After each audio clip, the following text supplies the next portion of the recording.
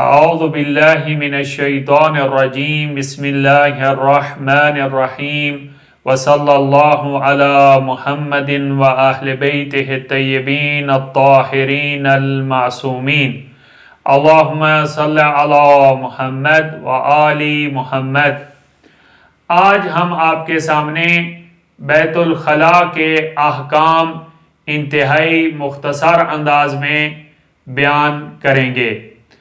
بیت الخلاء میں جب آپ جاتے ہیں یا جانے لگتے ہیں تو یہاں پر 4 احکام آپ کے سامنے ہم پیش کریں گے۔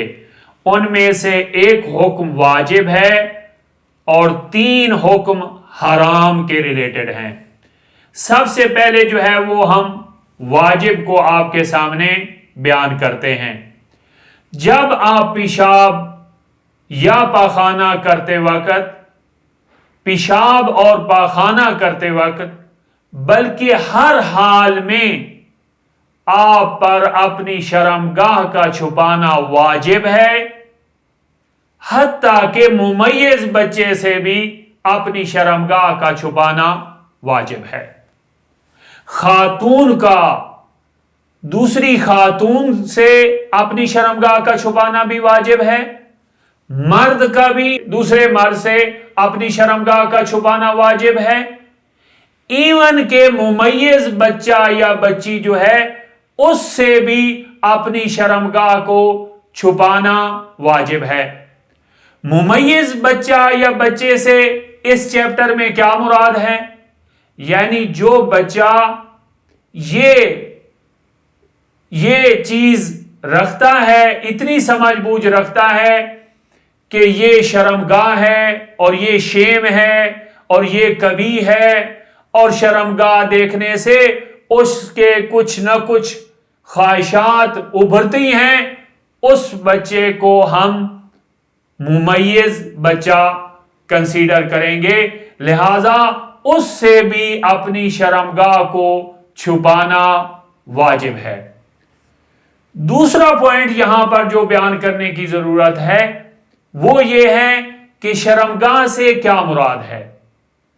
دیکھیں، مقام پیشاب اور مقام پاخانہ یہ شرمگاہ میں شمار ہوتی ہیں، اور مرد میں مقام پیشاب یعنی یورین کا مقام اور پخانے کے مقام کے ساتھ ساتھ دونوں ٹیسٹیز اور جو ہے وہ ان کی جو تھیلی ہے وہ بھی شرمگاہ کے اندر شامل ہے۔ لہذا جب آپ جو ہے وہ بیت الخلاء میں جائیں، ایسی جگہ اختیار کریں کہ جہاں پر جو ہے وہ آپ کی شرمگاہ محفوظ ہو۔ دوسرا حکم یہ ہے کہ احتیاط واجب کی بنا پہ جب پیشاب اور پاخانہ آپ کر رہے ہوں تو نہ آپ روح قبلہ ہوں اور نہ ہی آپ کی پشت قبلہ کی طرف ہو، یعنی نہ ہی آپ کی پیٹھ جو ہے وہ قبلہ کی طرف ہو۔ یہاں پر تھوڑی سی آپ دقت کریں کہ نہ ہی آپ قبلہ رخ ہوں اور نہ ہی آپ جو ہے وہ آپ کی پیٹھ جو ہے وہ قبلہ کی طرف ہو۔ یہ حکم جو ہے وہ احتیاط واجب کی بنا پہ ہے، اور یہ حکم مختص ہے پیشاب اور پاخانہ کی حالت میں۔ تو یہاں اس میں ہم 2 پوائنٹ آپ کے سامنے بیان کریں گے۔ ایک تو پوائنٹ یہ ہے کہ یہ والا حکم کہ قبلہ رخ ہونا یا پشت قبلہ کی طرف کرنا حرام ہے، یہ پیشاب اور پاخانہ کی حالت میں ہے فقط۔ اگر آپ استنجا کی حالت میں ہیں تو اس صورت میں قبلہ رخ ہونا یا پشت قبلے کی طرف ہونا حرام نہیں ہے۔ یا آپ ویسے کسی خلوت کی حالت میں ہیں، آپ کسی جو ہے وہ بیڈ روم میں جو ہے وہ کپڑے چینج کر رہے ہیں، تو اس صورت میں بھی یہ حرمت نہیں آئے گی، یعنی حرام نہیں ہے۔ اگر آپ قبلہ رخ ہو کر بھی کپڑے چینج کر رہے ہیں تو اس صورت میں جو ہے یہ حرام نہیں ہے. یعنی پیشاب اور پاخانہ جب آپ کر رہے ہوں تو اس صورت میں قبلہ رخ ہونا یا پشت با قبلہ ہونا حرام ہے. اس کے علاوہ آپ کسی حالت میں ہیں، استنجا کی حالت میں ہیں یا ویسے کسی بیڈ روم میں کوئی چینج وغیرہ کر رہے ہیں تو اس صورت میں حرام نہیں ہے. دوسرا، یہ جو حرمت ہے یہ احتیاط واجب کی بنا پہ ہے. یعنی احتیاط واجب کے کیا میننگ ہیں؟ احتیاط واجب کے میننگ یہ ہیں کہ اگر آپ اس احتیاط پر عمل کرنا چاہتے ہیں تو تب بھی ٹھیک ہے، اور اگر آپ کسی اور فقih کی طرف رجوع کرنا چاہتے ہیں تو تب بھی ٹھیک ہے. لہذا پیشاب اور پاخانہ کی حالت میں احتیاط واجب کی بنا پہ روح با قبلہ ہونا یا پشت جو ہے وہ قبلے کی طرف ہونا یہ حرام ہے. ابھی جو ہے وہ سوال یہ ہے کہ ایک انسان کو قبلے کی سمت ہی معلوم نہیں ہے تو اس صورت میں جو ہے وہ پیشاب اور پاخانہ کرنا چاہتا ہے تو کیا اس کے لیے پیشاب اور پاخانہ کرنا کسی سمت بھی جائز ہے؟ تو اس میں جو ہے احتیاط واجب کی بنا پر اس کے لیے پیشاب یا پاخانہ کرنا جائز نہیں ہے. ممکن ہے وہ قبلہ رخ ہو کر جو ہے وہ پیشاب اور پاخانہ کر رہا ہو. ہاں، اگر اضطراری حالت ہو جاتی ہے، عسر اور حرج لازم آتا ہے اور وہ ویٹ نہیں کر سکتا کہ یہاں تک کہ اس کے لیے صورتحال واضح ہو کہ قبلہ کس طرف ہے، اگر وہ اتنا ویٹ نہیں کر سکتا، عسر اور حرج لازم آتا ہے تو اس صورت میں اس کے لیے جائز ہوگا کہ وہ کسی بھی سمت میں بیٹھ کر جو ہے وہ پیشاب یا پاخانہ کر سکتا ہے. اس کے علاوہ جو ہے وہ تیسرا حکم جو ہے وہ ہم آپ کے سامنے یہ بیان کریں گے، کسی دوسرے کی شرمگاہ کی طرف نظر کرنا جائز نہیں ہے، چاہے وہ بالغ ہو، ایون کہ ممیز بچہ ہے. کسی کی شرمگاہ کو دیکھنا حرام ہے. پہلا مسئلہ جو ہم نے بیان کیا تھا وہ یہ تھا کہ اپنی شرمگاہ کو خود چھپانا واجب ہے. ابھی کسی دوسرے کے لیے جائز نہیں ہے کہ کسی کی شرمگاہ کی طرف نظر کرے.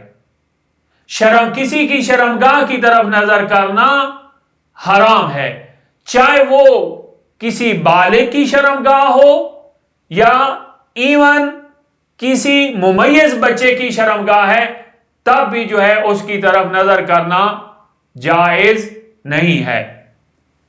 یہاں پر جو ہے وہ میں ایک نقطے کی طرف توجہ دلوانا چاہتا ہوں، انتہائی مور امپورٹنٹ مسئلہ آپ کے سامنے رکھنا چاہتا ہوں. اپنی خواتین کو، اپنی مائیں اور بہنوں کو متوجہ کرنا چاہتا ہوں کہ دیکھیں، اگر آپ کا کوئی بیٹا یا بیٹی یا آپ کا چھوٹا بھائی اگر وہ ممیز ہو چکا ہے، یعنی وہ سمجھتا ہے کہ یہ شرمگاہ ہے اور شرمگاہ کی طرف نظر کرنا کبھی ہے اور یہ شیم ہے اور اس کے جذبات ابھرتے ہیں، اگر وہ اس مرحلے تک پہنچ چکا ہے تو آپ جو ہے وہ اس کی شرمگاہ نہیں دیکھ سکتی اور اس کی شرمگاہ کو لمس بھی نہیں کر سکتی، اس کی شرمگاہ کو آپ ٹچ بھی نہیں کر سکتی. لہذا آپ اسے واش روم نہیں کروا سکتی. لہذا ہمیں چاہیے کہ ہم اپنے بچوں کو اس مرحلے سے پہنچنے سے پہلے واش روم کرنے کے طریقہ کیا ہے اس کو ہمیں سکھانا چاہیے. لہذا جب بچہ حالت ممیز میں چلا جائے گا، حالت تمیز میں چلا جائے گا، تو پھر آپ اس کی شرمگاہ کو نہیں دیکھ سکتی، ایون کہ آپ کا بیٹا ہی کیوں نہیں ہے، ایون کہ آپ کا چھوٹا بھائی ہی کیوں نہیں ہے. اور ممیز بچے سے کیا مراد ہے وہ ہم آپ کے سامنے بیان کر چکے ہیں.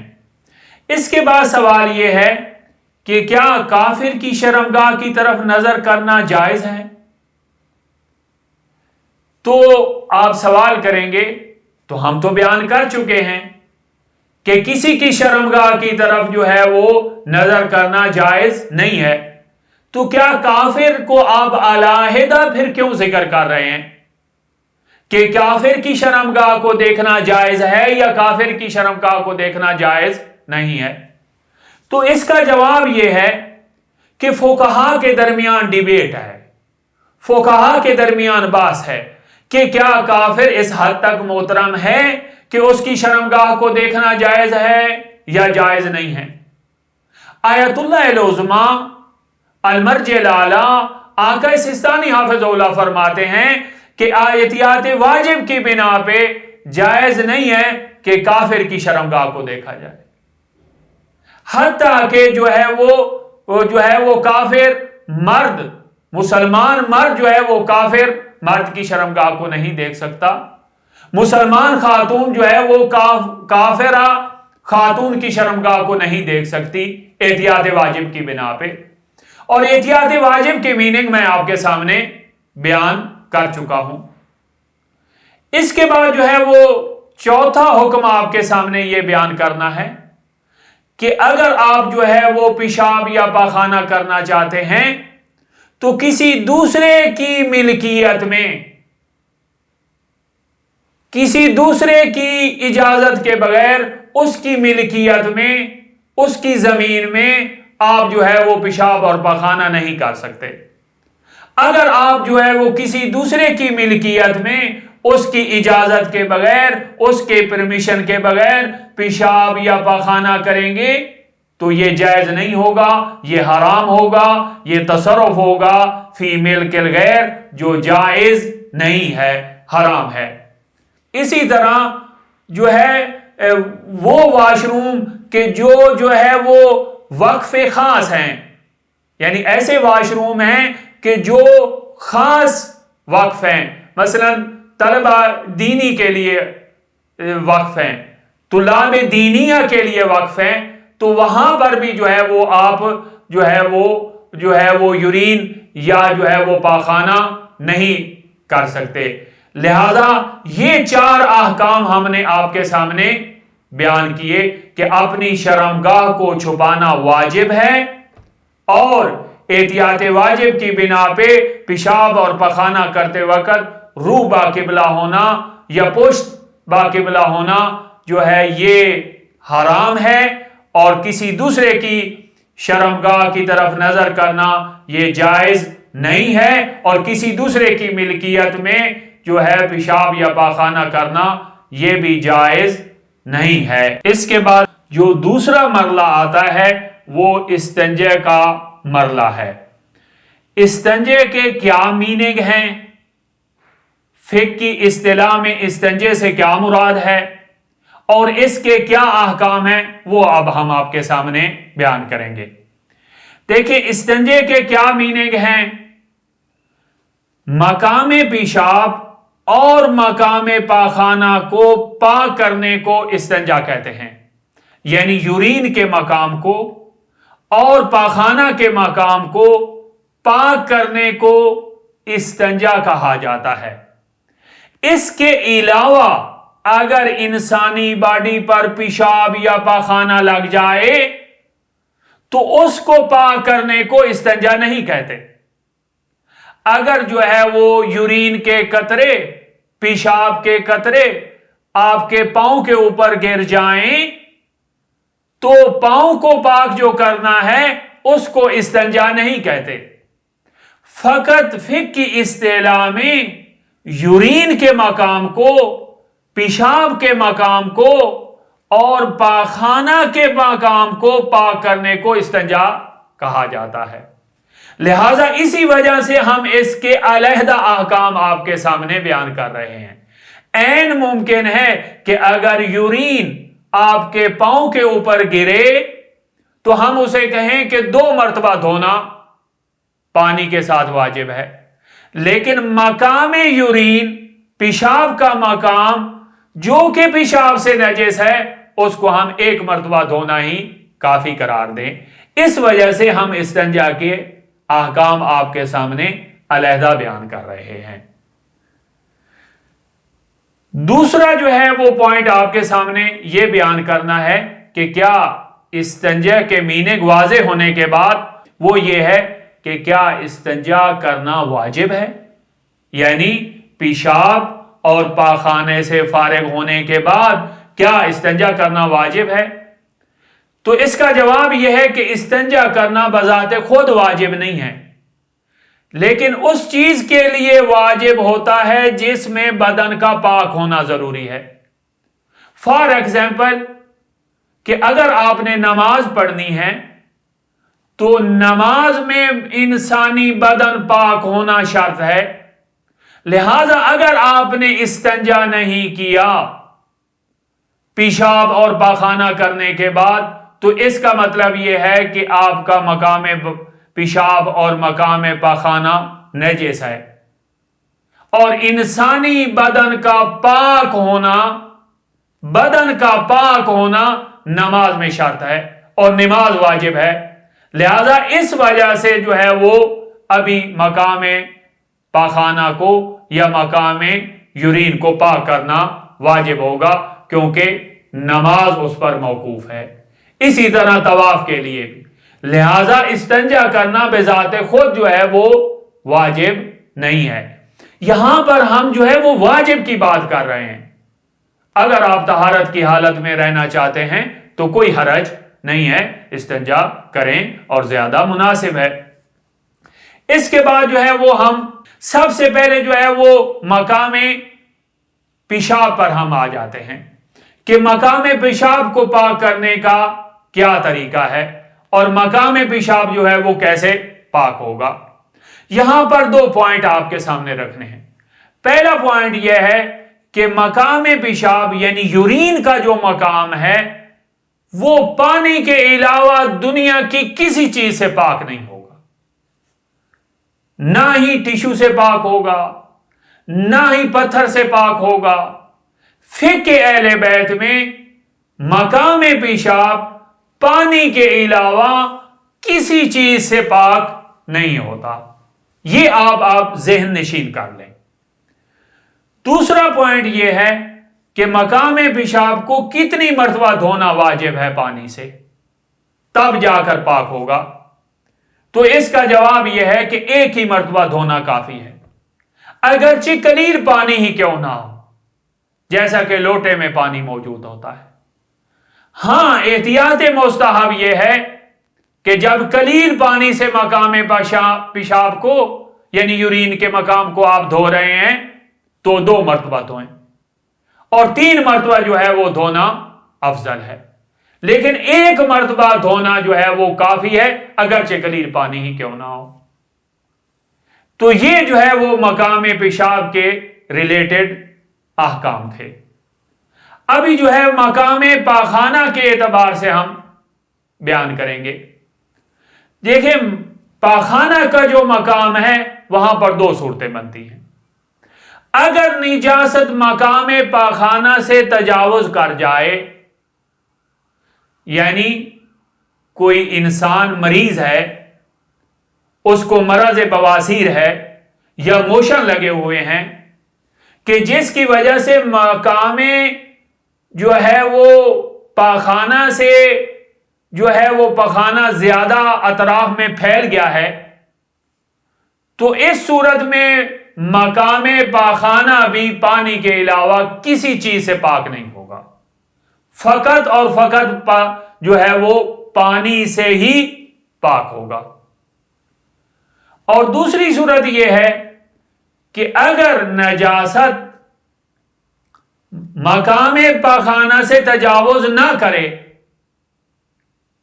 یعنی مقام پاخانہ تک ہی محدود رہے، تو اس صورت میں جو ہے وہ آپ صاحب اختیار ہیں، آپ مخیر ہیں کہ آپ پانی کے ساتھ دھونا چاہتے ہیں اور پاک کرنا چاہتے ہیں تو پانی کے ساتھ بھی پاک کر سکتے ہیں. اگر کوئی پتھر، کوئی کپڑا، کوئی ٹیشو وغیرہ آپ یوز کرنا چاہتے ہیں اور اس سے نجاست کو زائل کرنا چاہتے ہیں تو تب بھی جو ہے وہ مقام پاخانہ جو ہے وہ پاک ہو جائے گا۔ اگرچہ پانی کا استعمال کرنا اس صورت میں بھی افضل ہے، اور دونوں طریقوں کو جو ہے وہ اختیار کرنا کہ آپ پتھر بھی یوز کریں فار ایگزامپل اور پانی بھی یوز کریں، یہ جو ہے وہ کامل ترین طریقہ ہے، یعنی یہ اکمل ہے۔ تو جو ہے مقام جو پاخانہ ہے وہاں پہ دو صورتیں ہوں گی۔ اگر پاخانہ تجاوز کرتا ہے مقام پاخانہ سے تو وہ پانی کے علاوہ کسی چیز سے پاک نہیں ہوگا، اور اگر تجاوز نہیں کرتا تو اس صورت میں آپ مخیر ہیں۔ پانی سے پاک کرنا چاہتے ہیں تو پانی سے پاک کر لیں، کسی اور چیز سے پاک کرنا چاہتے ہیں تو اس سے پاک کر لیں۔ تو آج ہم نے آپ کے سامنے جو ہے وہ پیشاب اور پاخانہ کے احکام بیان کیے اور استنجا کے احکام بیان کیے۔ انشاءاللہ ہم آئندہ آپ کے سامنے کچھ اور مسائل رکھیں گے۔ والحمدللہ رب العالمین۔ اللہم صلی علی محمد و آل محمد۔